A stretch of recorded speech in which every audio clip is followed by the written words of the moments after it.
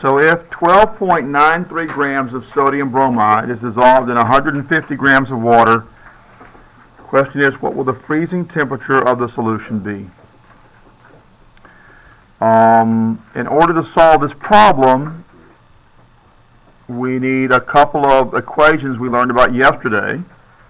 We need this equation, change in temperature of freezing is equal to the Van Hoff factor times the freezing point constant for water times the molality of the solution. And we need the equation where we have the change in temperature is equal to the final temperature minus the initial temperature. Well, this is how you solve that homework problem. That's what I'm about to go over now, is how to solve that homework problem. Okay? So we need to figure out what I is. We can look up K sub F, and we need to calculate what the molality is of this solution. Okay? Well, molality is one of the forms of solutions that falls in this category where we have the amount of solute over the amount of solvent. The specific units we want to get to will be moles of solute and kilograms of solvent. But we're simply going to start solving the problem by putting whatever amount of solute appears in the problem, that's the 12.93 grams of sodium bromide, on top of whatever amount of solvent is listed in the problem, that's 150 grams of water.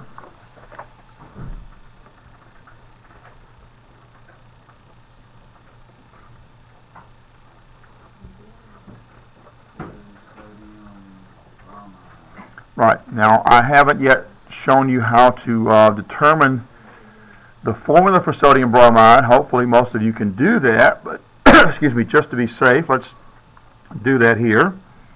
So sodium put together with bromide. Bromide means it's a bromine, and if it's ionic, it'll be negative. Okay? Well, we have a metal and non-metal combination, so that's ionic, and yes, then this has to be negative. Okay, so this bromide ion will have a negative charge. So you look on your periodic table with oxidation numbers. That's one of your test references you're given in this class. And you'll find that sodium has a 1 plus charge and bromine has a 1 negative charge. You know sodium is a metal. You should know it because it's on the left-hand side of the periodic table.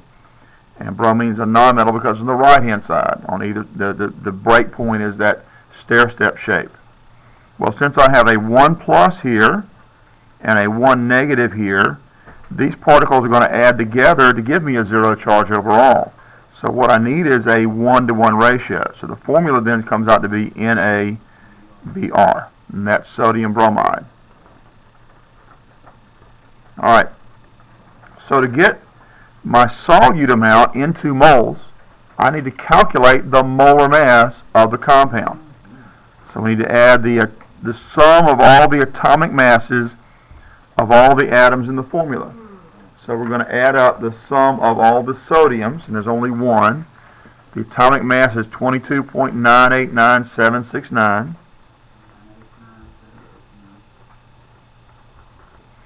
Atomic mass of bromine is 79.904.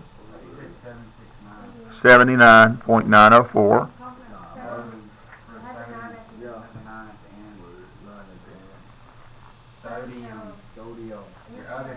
Oh, I left the 9 off the end of this. I'm sorry. Okay.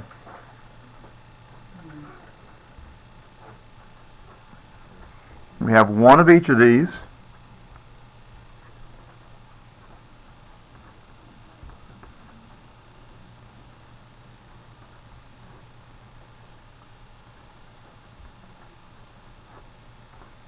And this is one of those cases where neatness counts because it helps you to be able to tell when you have empty slots in your addition, as we have here, here, and here.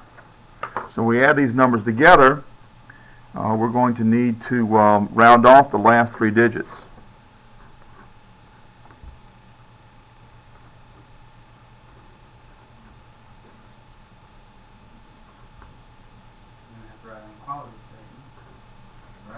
Yes, after we round it off. That's true. An equality statement is required.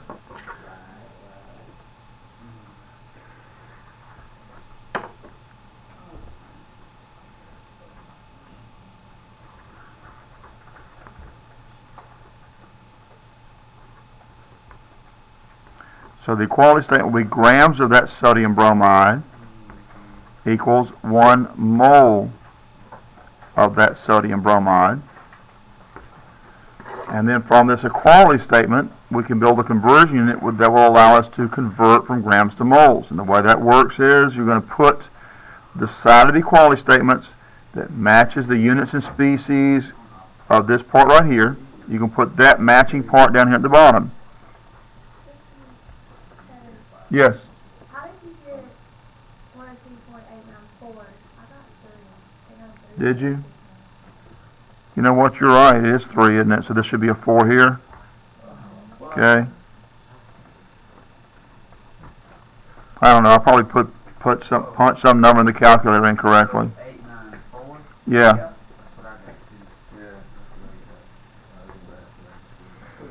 Okay, and so the other side of the equality statement is going to go on the top, 1 mole NaBr.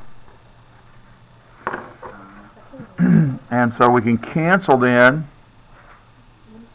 grams. We can cancel the species sodium bromide. And we already have now our solute in moles. And that's what we want for molality. We want the solute in moles. Now we need to get our solvent into kilograms.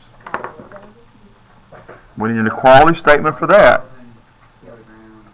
And that's an equality statement you just have to memorize. There are 1,000 grams in 1 kilogram. Okay? So from that equality statement then, we want to put grams from the equality statement on the top because the grams are on the bottom here. And the 1 kilogram goes on the bottom. And we can cancel grams here. And what's left then are kilograms of the water. That's our solvent. We have the denominator in the correct form then. So we're ready to do this math now.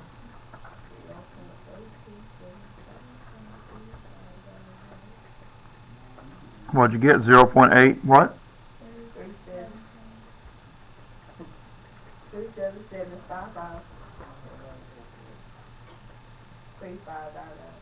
3599. Okay. The units we have left then are moles of NaBr. And we have on the bottom kilograms of water. Okay. And we need to round off to the correct number of significant digits. Well, I think there should be 4. Of the measured and calculated numbers, and there are 3 measured and calculated numbers. This one's measured, this one's measured, this one's calculated. Those are the ones we look at to figure out the significant digits. Well, the one with the least digits has 4. Both of these have 4. Zeros following a decimal place and a non-zero digit are significant. Zeros between 2 significant digits are also significant. So both these zeros are significant. All right, so we want to count. Now, leading zeros are not significant, so that's not a significant zero there. This is the first significant digit. 1, 2, 3, 4. We underline everything else. Draw an arrow. That's the operator that shows we are rounding off. We round it off to 0.837. The 5 here makes the 7 round up to an 8. And since moles of solute over kilograms of solvent is molality, we can simply write a small letter m for that. But we need to say that it's the NaBr or NaBr solution. Okay, so that's our molality. Now that's just one starting place because now we have just this term. Okay, so we can start plugging in numbers for these terms. All right? No, we're just done with the molality right now. All right, the second part is to plug in the terms we have here. So the delta T for freezing is equal to I. I is the number of particles a substance breaks into when you dissolve it. You might take the problem off and move it up. Okay. Well, when we built this formula for sodium bromide, we can see that it was made of two particles. 1, 2. What? Is that what we look at find it? 'Cause I was wrong. That's an easy way to find it. Okay? If you build a formula using the system we've taught in this class, then it's pretty much right there. Okay? Really, you break it apart, but breaking it apart is just undoing this. Now, that's assuming it's a soluble salt, and only soluble salts dissolve. You figure out whether it's a soluble salt by looking at the solubility rules. Could you count them like when you do the molar mass? Like, could you just count the NA and there's 1, 2, 3? Say again? Could you not like when you did the molar mass song? Could you just count them? No, because sometimes you have polyatomic ions. Polyatomic ions don't break up, but you do have to break up the individual atoms in the atom inventory. Does that make sense? Yeah. Okay. So polyatomic ions don't break up in solution. So you don't count the number of atoms in a polyatomic ion to get the I. You only count the number of polyatomic ions. Okay? All right. So we have 2 here for the I. Van Hoff factor is the number of particles that the formula unit breaks up into. All right. The K sub F part of this we get from your references. Okay. You have one of these on page 340 of your handout. You need to get that out if you don't have it out. You need to practice with tables that look like this. We're looking for the K sub F, and we're looking for the K sub F that applies to the solvent. The solvent in this case is water. Okay? So where these two intersect here, there's the number we're looking for. And since we never put units of measurement in the cells where the numbers are, we look in the column label for the units that go with it. Okay? So it's negative 1.86 degrees C per mole. Okay? Then we want the molality for the last term, the M term here. And the molality we calculated at 0.8378 mole. Now, just to make everything work out nice and neat to see what's going on for dimensional analysis purposes, we can put any numbers that aren't already over 1, cancel out the units that can be canceled out, so those concentration units can be canceled out, and do the math. And we get, say again? I is the number of particles that a formula unit breaks up into when you put it in solution. And since this is a soluble salt, it's going to break up into the 2 particles we used to build it. Okay? So it's just how many particles it breaks up into. And only soluble salts break up. Anything else, if it's not a salt, if it's not an ionic compound, it's not going to break up. And so you just I is 1 in that case. Okay? All right. So let's do the math here.